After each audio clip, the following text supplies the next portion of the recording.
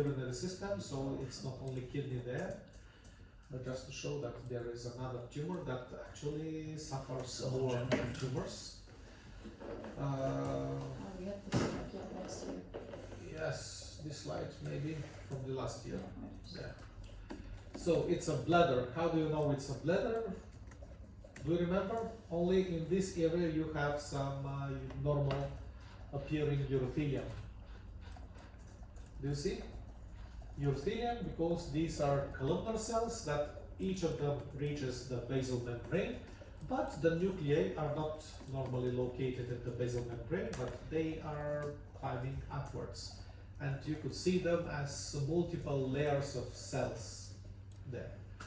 So this pseudostratification of the epithelium is what gives the name of the urothelium. And do you see those cells?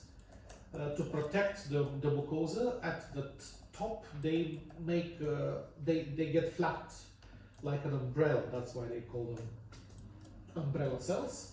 So this is the normal urothelium. And if you go through that normal urothelium, we will see that it becomes thicker here, and it starts making these papillary structures. Do you see? Papilla-like structure with a fibrovascular core in the middle.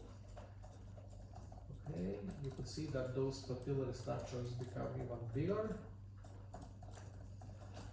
And here we have more prominent papillary structures.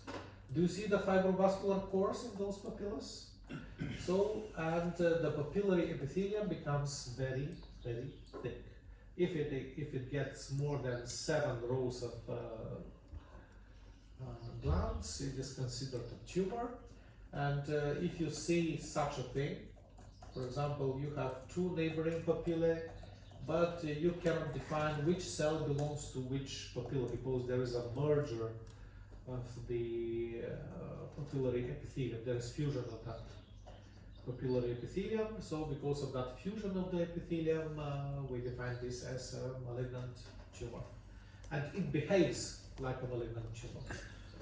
Although this tumor is not invasive, you could see that at the base of the tumor there is no invasive growth. It doesn't invade it with some mucosa or somewhere else. This is still considered a malignancy because, well, it doesn't make metastasis through the vessels, but it gives other metastasis. It makes implantational metastasis. So, for example, urothelial tumor like this you could have everywhere in the urinary tract because everywhere there is urine, there is urothelium.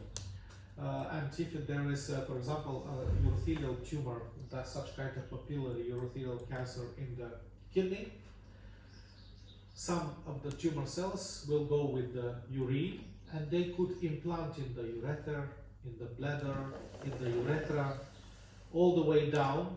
They could implant and make a new tumor. And this is actually metastatic spread. Just these metastases are implantational metastases. Okay? Alongside the urinary blood, alongside the urinary stream. Okay? So that's all about this topic. Next week we will continue with the male and female tracts.